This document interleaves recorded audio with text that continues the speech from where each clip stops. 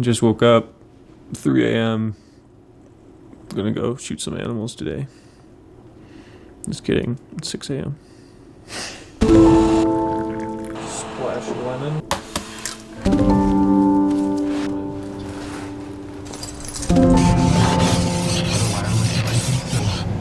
It's not just a luxury. I'm in Boulder, Colorado, and we're gonna go try to take some pictures of wildlife. Try to become a wildlife photographer. I know you got to know where the animals are at. A lot of planning involved, which is why we're up so early today. But right now we don't have a plan, so we're gonna go wing it and try to find some deer probably. But hopefully we find some other animals. We'll see.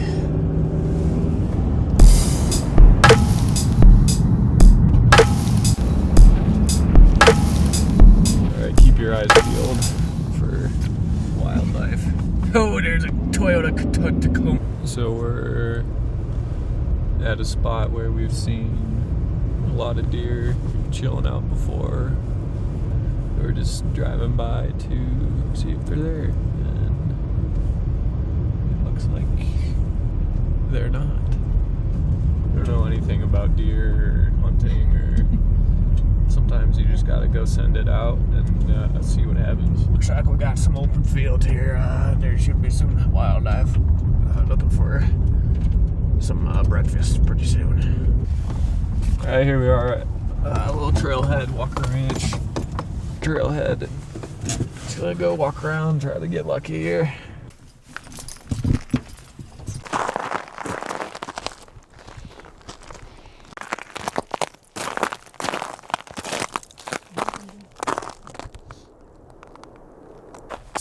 The bird's warning us that something's up there, or he's warning his other bird friends that we're coming.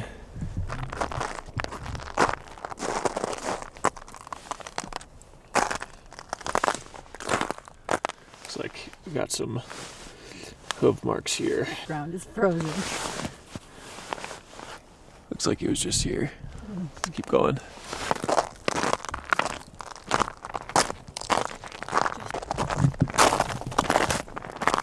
Looking around, not like looking. So it looks like we might turn back. No, we gotta go around the corner. When we go around the corner, and then we'll turn back. We found some deer. They're about a distance away.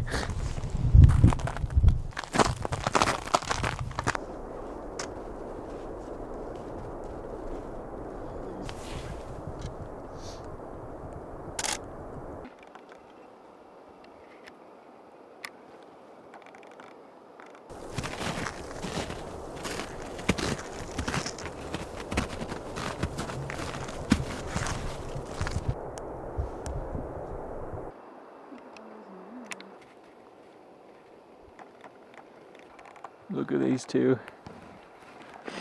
I'm trying to get it so there's a mountain backdrop behind them, so I need to get below them somewhere and shoot up. Mountains behind them.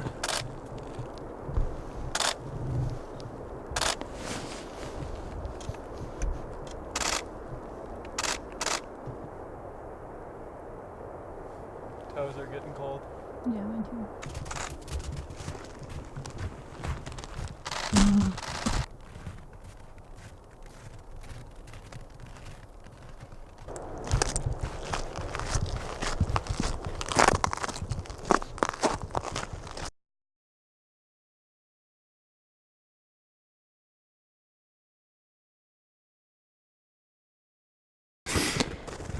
Deer were nice and friendly this morning. They were just chowing down on some breakfast, minding their own business, and then we kind of bothered them. And they went down the hill, but successful first day as a wildlife photographer. Let's go back and see what we got. I'll show you guys how I edit my photos. Okay, so we're back at the apartment and we're gonna edit some of the photos. I imported them and picked some of my favorites. There's some epic mountains in the background and I think it'll work well with my editing process. So I'm gonna start by going over here in black and white and then editing the relationship between the blacks and highlights. So I really like to crush the blacks, bring up the shadows a little bit so you don't lose a detail. We bring the highlights down a little bit and maybe turn up the whites. I really like the detail in the midtones here in the deer, so I can tell I'm gonna highlight those with the brush tool later. So that looks good for now, so I'll turn it back to color. You can see it's way too blue and I want to desaturate it a lot and make it look like really epic, because that's the way I like to edit photos and that's what my style has developed into. So I'm gonna increase the temperature a little bit because I'm looking at his fur color and I want his fur to be orange, because as you can see there's a lot of good color contrast naturally in this photo between the blues of the mountain and the really warm morning sun highlights on the deer's face there and on the mountains behind him. So we're going to take advantage of that as well. So next thing we'll do, bring down the vibrance, get rid of those blues a little bit, maybe even up until there, and then just bring a little bit of saturation back so there's still some orange in his fur there. Okay, and we can go down to the tone curve and just always create a little bit of a S curve just to make things pop a little more.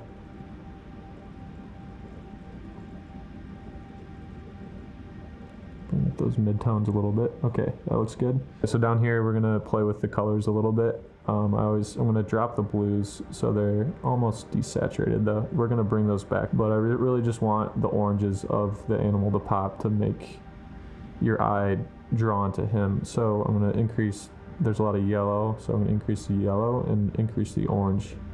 I'm also going to go to luminance and increase the yellow here, just to, that brightens him up a little bit, as you can see. And maybe the orange as well. Just a little bit there, because those are really clipping. Okay, the blues. We can play around with the blues here. I think we want to bring the luminance down on those just so the deer stands out a little more. Next thing is split toning. So this is where we're going to bring back the blues and the shadows. So I like around 219, and we're going to bring back the blues. I'm looking at the midtones in the deer when I bring this up and down. I'm not looking at the background as much. So I like it there, and then we'll add the color contrast in the highlights. So we'll add some yellow to the highlights, and I usually do around 50 for that.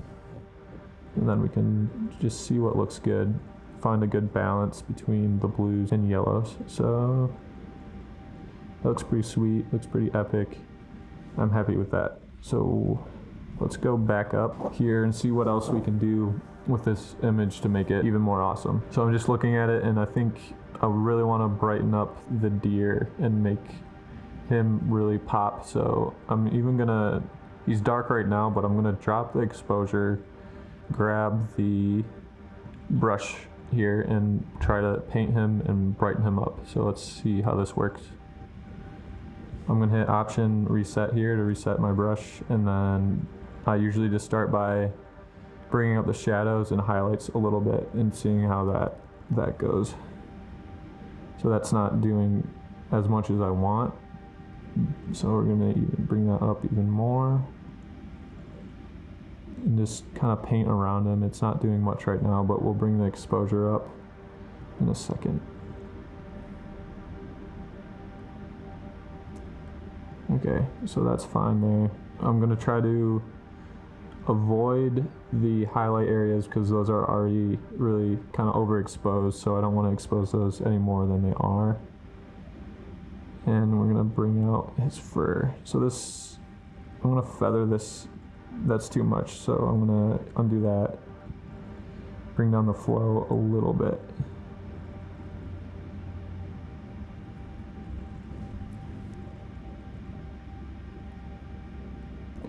Okay, as we can see, that looks a little weird. It looks like he's been brushed, so that's not what we want. So what we can do is increase the contrast to make it blend a little more and just make it a little darker as well.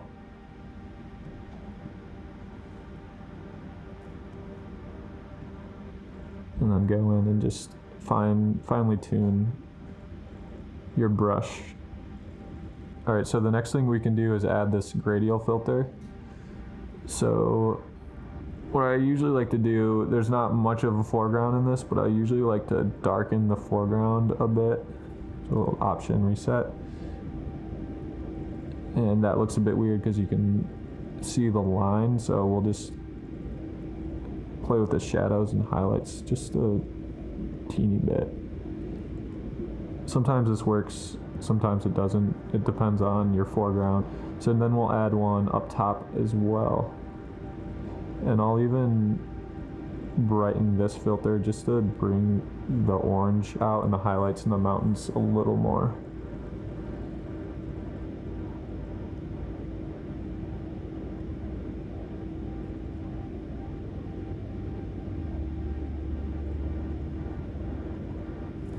Okay, we can play with the dehazing too. We can make this even more hazy and make this look like there's a lot of fog in the mountains in the morning, which obviously there wasn't.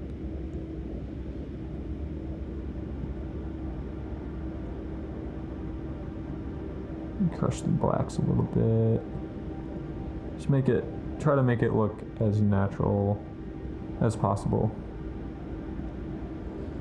Okay, so the next thing we can do with this image is take out things that are distracting. So to me, this bush right here is really distracting, and if that wasn't there, it'd be a simpler image and to me more powerful.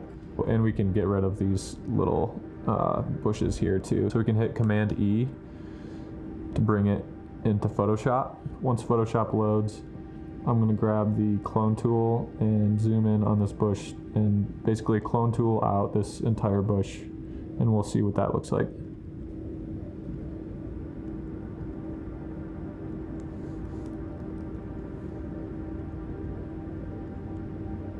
Okay, that's looking a lot better, I'd say.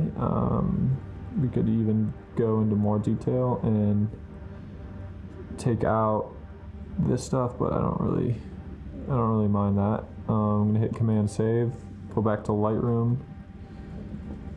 That'll update and export it. If you guys liked watching me go out into the wilderness and not really know what I'm doing, please subscribe and I'll make some more videos like that. Thanks.